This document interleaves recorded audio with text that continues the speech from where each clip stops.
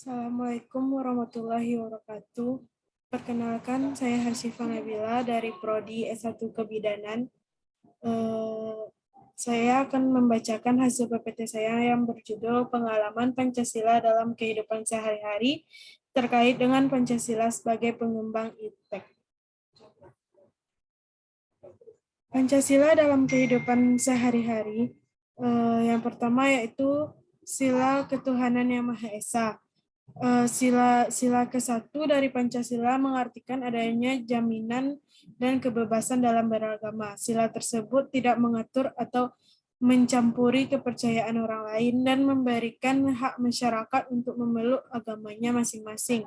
Contoh pengamalan sila ke-1 dari Pancasila bisa dilakukan dengan menghormati teman atau tetangga yang berbeda agama, menunjukkan sikap toleransi kepada semua warga yang memiliki keyakinan berbeda dengan kita, serta hidup rukun bermasyarakat bersama mereka yang berbeda agama.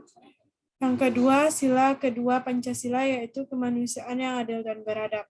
Sila kedua dari Pancasila merupakan perwujudan nilai kemanusiaan yang dimiliki bangsa Indonesia, seperti berbudaya, bermoral, dan juga beragama dalam kehidupan sehari-hari.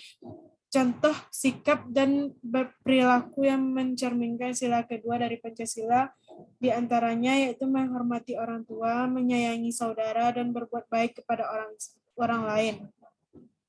Sila kedua dari Pancasila juga diartikan bahwa sebagai masyarakat kita tidak boleh main hakim sendiri atau merasa benar sendiri. Selanjutnya sila ketiga yaitu Persatuan Indonesia. Sila ketiga dari Pancasila bicara tentang kerukunan dan persatuan Indonesia. Contoh pengamalan sila ketiga dari Pancasila bisa diterapkan dengan memakai produk dalam negeri, berpartisipasi dalam kegiatan bermasyarakat, seperti gotong royong, serta hidup rukun bertetangga. Sila keempat yaitu kerakyatan yang dipimpin oleh hikmah kebijaksanaan dalam permusyawaratan perwakilan. Sila keempat dari Pancasila mengajarkan bahwa kita tidak boleh memaksakan kehendak terhadap orang lain. Kita juga perlu mengutamakan musyawarah dalam mengambil keputusan untuk kepentingan bersama. Contoh pengamalan sila keempat dari Pancasila ini bisa diterapkan mulai dari lingkungan kecil seperti keluarga di rumah, misalnya bermusyawarah dalam menyelesaikan masalah yang ada, serta tidak memaksa kehendak kepada anggota keluarga yang lain. Selanjutnya sila kelima, yaitu keadilan sosial bagi seluruh rakyat Indonesia. Prinsip dari sila kelima dari Pancasila adalah landasan pokok yang berkemanusiaan, persatuan, dan mantra kedaulatan rakyat. Sebagai bangsa Indonesia, contoh sikap dan perilaku yang mencerminkan sila kelima dari Pancasila ini adalah dengan bersikap adil terhadap sesama manusia, menghormati orang lain tanpa memandang statusnya, tidak menggunakan hak yang menjadi milik orang lain, dan menghargai karya orang lain. Selanjutnya, pengalaman Pancasila dalam kehidupan sehari-hari. Pengamalan Pancasila berarti melaksanakan nilai Pancasila sebagai pedoman hidupnya, segala perbuatan dan tingkah lakunya didasarkan atas Pancasila. Hal ini berarti Pancasila digunakan sebagai pandangan hidup bangsa. Pancasila memiliki peranan yang sangat penting dalam mengatur kehidupan berbangsa dan bernegara. Melalui Pancasila, diharapkan Indonesia dapat sejahtera, berdaulat, adil, dan makmur, dan tercapai cita-cita negaranya.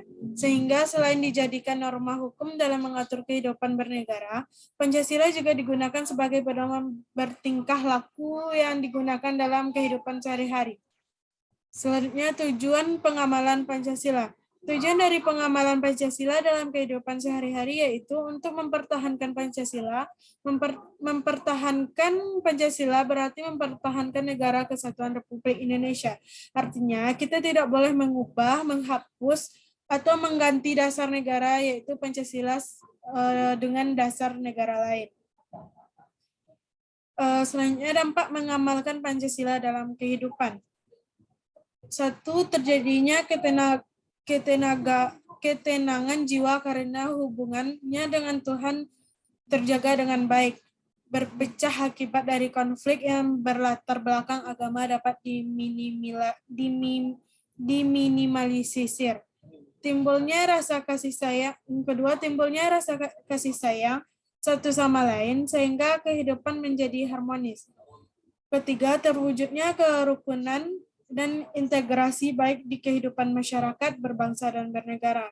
Selanjutnya, terpenuhinya semua kebutuhan dan kepentingan bersama masyarakat, tidak terjadi ketimpangan sosial di dalam masyarakat.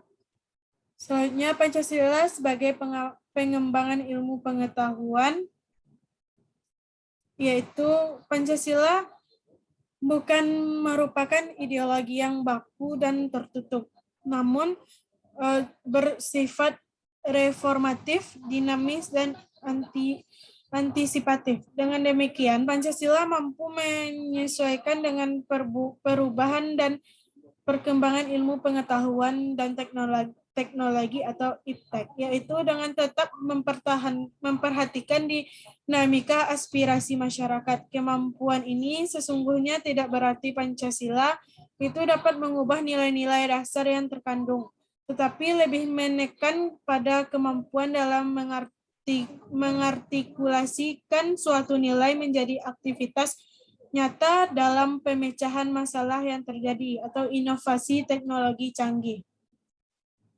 Ada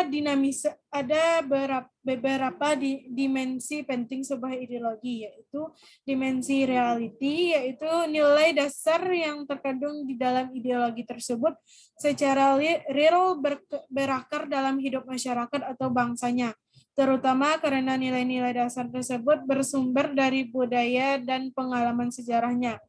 Yang kedua, dimensi idealisme, yaitu nilai-nilai dasar ideologi tersebut mengandung idealisme yang memberi harapan tentang masa depan yang lebih baik melalui pengalaman dalam praktik kehidupan bersama dengan berbagai dimensinya. Selanjutnya, dimensi flexibility, maksudnya dimensi pengembangan ideologi tersebut memiliki kekuasaan yang memungkinkan dan merangsang perkembangan pemikiran baru yang relevan dengan ideologi bersangkutan tanpa menghilangkan atau mengingkari hakikat atau jati diri yang terkandung dalam nilai-nilai dasarnya. Nilai-nilai yang terkandung dalam Pancasila itu hal-hal yang terpenting dalam perkembangan ilmu dan teknologi. Perkembangan iptek saat ini dan di masa yang akan datang itu sangat cepat. Pancasila sebagai dasar nilai pengembangan ilmu memiliki arti bahwa kelima nilai dari Pancasila itu terdiri dari merupakan pedoman dalam pengembangan ilmu, pengetahuan, dan teknologi. Akan tetapi, sejalan dengan perkembangan iptek di masa kini, tidak dipungkiri selain dampak positif, juga terdapat dampak negatif. Pancasila sebagai paradigma ilmu pentingnya Pancasila sebagai dasar nilai pengembangan ilmu bagi mahasiswa adalah untuk memperlihatkan peran Pancasila sebagai rambu-rambu normatif bagi pengembangan ilmu pengetahuan di Indonesia. Selain itu, pengembangan ilmu dan teknologi di Indonesia harus berakar pada budaya bangsa Indonesia itu sendiri dan melibatkan partisipasi masyarakat luas. Oleh karena itu, kemajuan dan perkembangan iptek sangat diperlukan dalam upaya mempertahankan segala kekayaan yang dimiliki oleh Indonesia, serta menjawab segala tantangan zaman. Dengan penguasaan iptek, kita dapat tetap menjaga persatuan dan kesatuan bangsa Indonesia sesuai dengan sila ketiga yang berbunyi Persatuan Indonesia. Maka dari itu, iptek dan Pancasila antara satu dengan yang lain memiliki hubungan yang kohesif. Iptek diperlukan dalam pengambilan Pancasila sila ketiga dalam menjaga persatuan Indonesia. Mungkin hanya itu presentasi dari saya. Saya akhiri. Assalamualaikum warahmatullahi wabarakatuh.